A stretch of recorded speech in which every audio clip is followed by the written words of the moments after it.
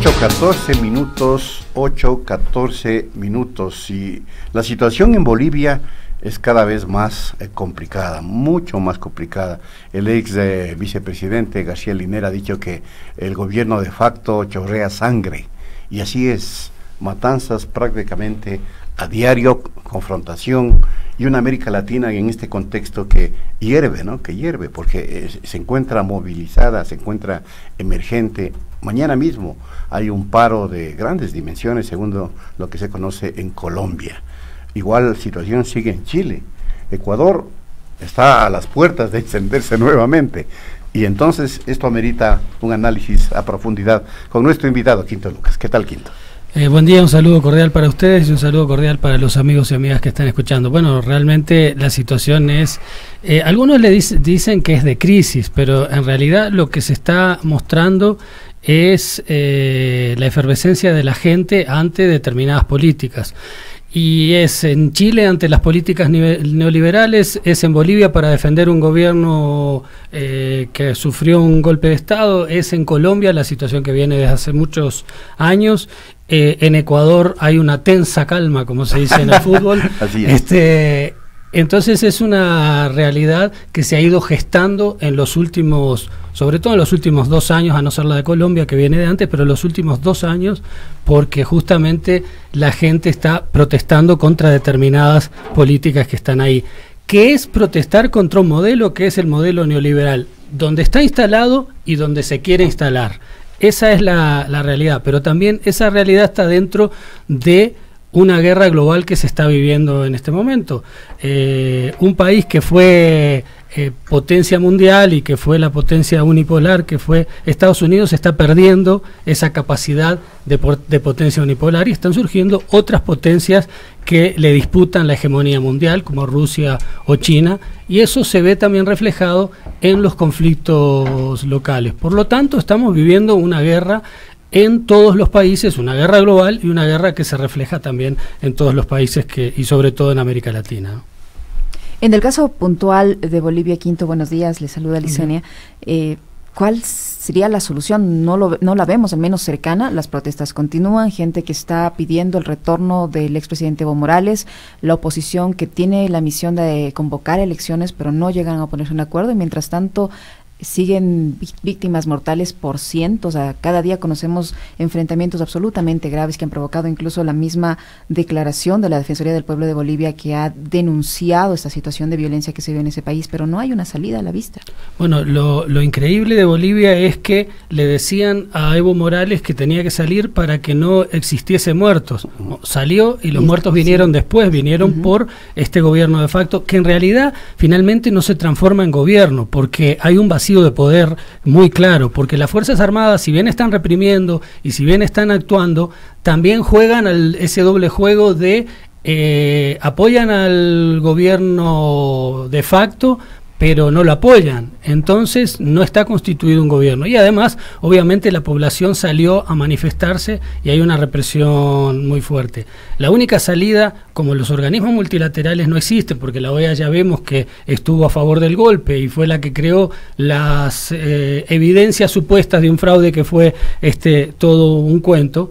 Tienen que surgir otras mediaciones, y las mediaciones pueden ser la mediación papal, la mediación de México, la mediación de Argentina o de Uruguay, de Argentina, del nuevo gobierno argentino, digamos, de Fernández, porque es la única posibilidad de que se genere un diálogo para buscar una salida. Hasta ahora no hay una salida, ni el gobierno de facto se consolida, ni Evo Morales está en el gobierno. Por lo tanto, hay un vacío de poder muy claro, más allá de las manifestaciones y de la represión. Solo una mediación de alto nivel es la que... Pero la ONU, por ejemplo... tiene que ser una mediación papal o de determinados países. Ya no puede existir una mediación multilateral. Bueno, la OEA ni hablar. Y la propia ONU, el organismo de derechos humanos de la ONU, que es la representante es Michelle Bachelet, no ha jugado ningún papel. Entonces no se puede esperar nada de los organismos multilaterales. Antes teníamos UNASUR que generaba diálogo y generaba vínculo entre los países. Ahora no existe, ni la CELAC puede hacerlo. O sea, ningún organismo multilateral puede jugar ese papel. Solo determinado grupo de países que sean creíbles. países que puedan ser aceptados por las distintas partes, o el Papa, que siempre es aceptado, ¿no? Porque tiene cierta credibilidad. Entonces son las únicas posibilidades, porque no va a existir salida, porque el gobierno de facto no va a querer salir y la población no se va a desmovilizar, porque la población estaba cansada de que vinieran este tipo de golpes militares, después un golpe que además ha mostrado un racismo, ha mostrado una prepotencia que inclusive es similar a la de los años 60 y 70.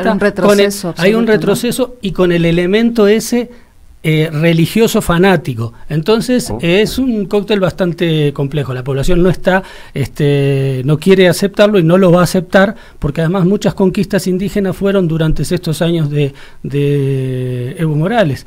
Por lo tanto, va a ser muy difícil que exista una salida. Pero además estamos en Bolivia, como estamos en Chile, como estamos en distintos lugares dentro de ese conflicto global que se está dando, y en el cual, como decía, Estados Unidos ha retrocedido en su hegemonía mundial, pero está desesperadamente volviendo a querer fortalecer su hegemonía sobre América Latina, que la había perdido durante los gobiernos progresistas, los gobiernos de izquierda, y además porque estaba también preocupado en otros lugares. Ahora está volviendo a su patio trasero tradicional, y lo va a hacer a sangre o fuego. Entonces, actualmente lo que Estados Unidos está es en guerra con América Latina. Guste o no, ya no podemos ser ingenuos. Aquí hay una guerra, hay muertos todos los días, hay matanzas. Por lo tanto, hay una guerra. ¿Y quién está detrás de esa guerra? Es Estados Unidos, con los organismos que además son sumisos a él, la OEA, y los países que son sumisos a ese país. Por lo tanto, tenemos que tomarlo así, tenemos que tomarlo como una guerra, no para salir mañana con un fusil, pero sí para tenerlo muy claro lo que se está enfrentando. Ahora, esa guerra ha tocado también en Ecuador, porque aquí también existieron muertos, existieron heridos. Ha tocado evidentemente a Bolivia y tocó a Chile.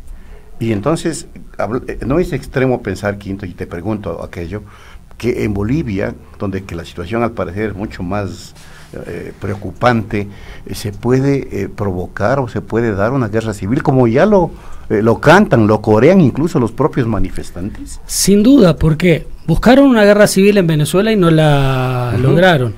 La guerra civil en Colombia no se terminó, está ahí latente, y en Bolivia es muy posible, porque la gente no va a aceptar, como digo, que le impongan un gobierno, además con las características de este gobierno. Por lo tanto, la gente, con la decepción, con las iras, y además las iras van aumentando, porque cuando hay muertos, cuando hay matanzas, cuando atacan a la población, obviamente que la población no solo ya se defiende, sino que tiene que atacar también, tiene que defenderse primero, pero después va a atacar, y eso puede terminar en una guerra civil de dimensiones catastróficas, porque además son las masas las que se están moviendo, no es solo, digamos, determinadas organizaciones. Había guerras civiles en que organizaciones políticas en armas se levantaban, ahora son las masas, son miles de personas, por lo tanto eso puede llevar a una matanza brutal, y puede llevar justamente a que esa población se arme y ataque a los uniformados y termine en una guerra, por eso hay que tener en cuenta la necesidad de la mediación actual, pero urgente, porque mañana va a haber otra matanza, y pasado va a haber otra matanza, y eso va a seguir creciendo, y el enfrentamiento va a seguir creciendo. ¿Hay el riesgo, Quinto, de que si no hay esta mediación, si las cosas continúan peor en Bolivia, surja la idea de que un país poderoso pueda intervenir militarmente allí? Es más difícil para Estados Unidos. Bueno, cuidado, Estados Unidos actualmente está volviendo a las políticas de los 60 y 70, nunca las dejó de lado, pero como estaba retrocediendo en América Latina no las aplicaba, pero se está dando una coordinación entre las Fuerzas Armadas y una generación de coordinación entre las Fuerzas Armadas de América Latina que tiene que ver con Ecuador, con lo que decía Guayo de el papel militar que está jugando, el nuevo papel de las Fuerzas Armadas. Las Fuerzas Armadas siempre trataron de quedar afuera de la represión, pero ahora se están involucrando en la represión con el ministro y con los nuevos mandos, hablando de insurgencia, pero además dependiendo de esa coordinación del Comando Sur a través de la base que se está creando en Galápagos, y eso está ocurriendo en todos los países. En Chile, que se mantienen las políticas militares. En Uruguay, que están surgiendo inclusive militares que tienen votación en las elecciones. En Brasil con Bolsonaro y ahora en Bolivia con estas Fuerzas Armadas. Entonces hay una coordinación y una actuación militar nueva, y Estados Unidos en este momento no necesita intervenir directamente invadiendo como lo hacía antes en Panamá, en Guatemala, en tantos lugares, porque tiene sus fuerzas armadas que están empezando a ser afines y a aplicar las políticas que Estados Unidos está implementando o tratando de implementar. Entonces creo que por ahora no le es necesario intervenir. Pero bueno, lo de Bolivia es un polvorín que puede terminar en cualquier cosa. También hay una política de Estados Unidos que es justamente de generar guerras civiles y no intervenir directamente, apoyar determinados sectores con armas, con dinero, como ha ocurrido en Medio Oriente, como han intentado que ocurra en Venezuela. Esa posibilidad no está exenta en Bolivia. Se puede hablar que esta estrategia se complementa con el lawfare que se lleva adelante en todos los países, porque es evidente, por ejemplo, en Colombia, inmediatamente allanamientos, procesamientos judiciales a los actores políticos que anuncian el paro. En Chile igual. En Ecuador, presos, detenidos por rebelión. Y va a pasar, y está pasando en Bolivia. Es que justamente la coordinación que se está dando, la coordinación represiva con estas nuevas políticas militares, una cosa es la política militar que se da de coordinación con distintas fuerzas militares que ya están actuando como se dio en el Plan Cóndor, que primero surgieron gobiernos pusilánimes y sumisos a Estados Unidos, gobiernos títeres. Esos gobiernos títeres, después surgieron las dictaduras y surgió el Plan Cóndor y la coordinación represiva. Fue una coordinación represiva de un determinado tipo, además en una época en que había movimientos guerrilleros. Ahora no hay movimientos guerrilleros, pero hay masas levantadas y masas que se oponen a la represión. Entonces está la coordinación militar por un lado y la coordinación judicial. Hay una coordinación judicial que la instrumentó el propio Pompeo cuando hizo las reuniones en Argentina con distintos poderes judiciales. Porque ellos saben que una cosa es la represión militar directa, pero necesitan otro tipo de represión, la represión judicial, que es la judicialización de la política, como se le dice. Y esa represión judicial necesita ser en todos lados igual. Ya no solo en Brasil inventándose determinados cargos a Lula y llevándolo preso con prisión preventiva sin tener todavía el proceso terminado.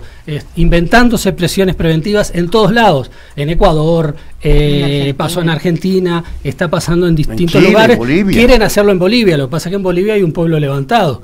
Entonces, en distintos lugares hay una coordinación militar y una coordinación judicial represiva. Es un nuevo tipo de Plan Cóndor, no es igualito al de los 60-70, porque además estamos en una coyuntura distinta, pero sí es muy similar la coordinación que viene además desde Estados Unidos, desde el Comando Sur, desde el Departamento de Estado, son los mismos, y con la OEA como actor fundamental. Son los mismos actores de la década del 70 y 60. Quinto, el papel de la OEA sin duda ha sido criticado por varios sectores en el tema de Bolivia y en otros países también, pero específicamente en el de Bolivia, porque si bien fue un actor importante para que se desencadene esta crisis, pero ha sido callado, se ha quedado silente cuando ha visto tantas víctimas mortales. Tal es así que el titular de esta organización, de la Organización de Estados Americanos, el señor Almagro, ha sido recibido a gritos de asesino en los lugares a los que está visitando, específicamente en Paraguay. Bueno, tarde o temprano iba a despertar la gente contra Almagro y lo que es Almagro. Yo le conozco bastante y lo denuncié cuando trabajé con él, porque yo fui embajador de Uruguay para CELAC y UNASUR y ALBA, y él era canciller del Uruguay en esa época, y bueno, yo renuncié en esa época y lo denuncié ante Pepe Mujica en aquella época, pero sabía muy bien el papel que él jugaba y él no era ningún traidor, él trabajaba directamente para la Embajada de Estados Unidos en Uruguay, pero por suerte la gente empieza a darse cuenta tarde, porque hay muchos muertos en el camino, hay muertos en Ecuador, hay muertos en Chile, y ahora hay muchos muertos en Bolivia. En Bolivia cumple un papel más que nefasto, porque primero forja una determinada prueba que es una farsa, que es la prueba del fraude, que da la posibilidad a que unos digan que hubo un fraude determinado, pero después cuando se estudia cómo se hicieron esas auditoría técnica fue un cuento. Pero además después, cuando ya empieza a haber matanzas, él no dice nada, por lo tanto él es un cómplice, por eso finalmente la gente le grita asesino, porque termina siendo cómplice de matanzas.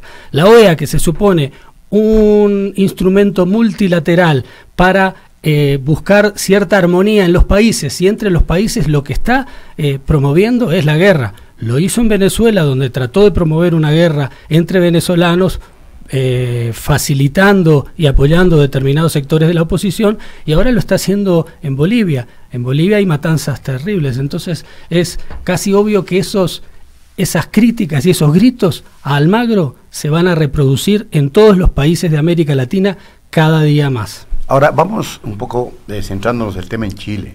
Allí ya se reunió un gran frente y bueno, al parecer, comillas, aceptó las demandas populares, pero esto no es así porque las movilizaciones siguen. Es decir, el pueblo chileno lo que quiere es asamblea constituyente y no argucias como las que se están planteando, un congreso constituyente y una serie de calificativos más que le dan a la salida. Entonces, ¿qué va a pasar en Chile? Bueno, es muy difícil pero ahí hay otro papel importante de lo que están jugando las masas. Las masas ya no quieren que le echen cuento. Exacto. O sea, que te digan, sí, mañana vamos a hacer una asamblea constituyente, pero la asamblea constituyente va a resolverse los temas difíciles solo por 2/3, y esos 2/3 cómo van a ser elegidos, y bueno, y ustedes que se están movilizando, vamos a ver si tienen representación ahí. La gente no quiere cuentos, entonces la gente ya no cree, y mucho más en Chile, donde hubo distintos acuerdos. Hubo acuerdos para salir de la dictadura, y esos sectores, inclusive los de centro izquierda, los de la concertación, fueron los que aceptaron la constitución de Pinochet y aceptaron mantenerse así. Por lo tanto, la gente ya no cree. Y si uno ve las movilizaciones en Chile, hay distinta gente. Hay gente enardecida contra todo lo que signifique poder, cualquier poder eclesiástico, poder político, poder militar. Hay otra gente que quiere la constituyente ya, pero es una masa distinta que no cree en los políticos. Entonces, si no buscan una solución de que realmente esa asamblea constituyente por lo menos acepte más directamente las demandas que realmente pide la gente. Una asamblea con plenos poderes. Una asamblea con plenos poderes, una verdadera asamblea, una asamblea similar a la que hubo en el Ecuador en el 2008, inclusive con más poderes, porque ahí hay una movilización en el momento muy fuerte, y además tomando acciones económicas muy claras, porque ya la gente está cansada. El modelo famoso chileno está haciendo agua, bueno, ahora está haciendo fuego, porque lo que está es realmente la represión significa eso, el fuego de los militares. Entonces, la única que le queda es también ceder económicamente ante las masas que se sienten cada vez, además, no creen, están empobrecidas, están endeudadas. ¿Cómo puede sostenerse una situación así? Solo con acciones concretas, además de la constituyente de plenos Un poderes. capítulo especial es el tema de la prensa, porque esto que tú señalas se evidencia en toda América Latina. La gente ya no le cree a la prensa, a los grandes medios de comunicación, ¿no? Y hay una emergencia de los medios alternativos, sin duda. Pasó en Ecuador y está pasando en toda América Latina. Ha jugado los medios alternativos un papel fundamental. En el Ecuador jugaron un papel fundamental. Y hay un error de varios gobiernos progresistas que no supieron darle la importancia que tenían que darle a crear medios alternativos. No a crear, a fomentar medios alternativos, que inclusive esos medios alternativos tal vez los criticaban en determinado momento. Pero iban a hacer, además, que es su papel criticar, pero iban a hacer una defensa de los sectores populares y de la soberanía del país. Ese fue el grave error. Entonces, ¿qué pasó? Se crearon medios públicos que al otro día se les dieron vuelta, no pero en Ecuador es clarito con los otros medios públicos lo que pasó, porque es muy fácil. Y hay medios privados que parecen públicos. Y hay medios privados que, bueno, que ya eso parecen gubernamentales, no públicos. En Bolivia no existen muertos. En los grandes medios en Bolivia recién ahora tienen que mostrar los muertos. Bueno, en Ecuador no había muertos. los medios no mostraban de que habían sido asesinada gente durante las manifestaciones. Entonces, los grandes medios, nosotros que tenemos algunos años y que siempre peleamos contra los grandes monopolios mediáticos, sabemos que siempre fue así. Solo que parece que 40 años atrás, 30 años atrás, 20 años atrás, y ahora seguimos siendo lo mismo y tenemos que volver a decir lo mismo, pero el papel que juegan ahora es muy nefasto porque justamente cuando hay muertos, los medios se transforman en cómplices de esos asesinatos. ¿Qué se avisora para mañana, Quinto, en el paro colombiano? Bueno, la situación en Colombia es muy fuerte porque después de unos diálogos de paz que todo el mundo estuvo esperanzado en ellos, terminaron en que los asesinatos siguen. Las últimas matanzas de los últimos días son terribles, sigue habiendo muertos identificados directamente o en grandes 5 o 6, o sea, matanzas.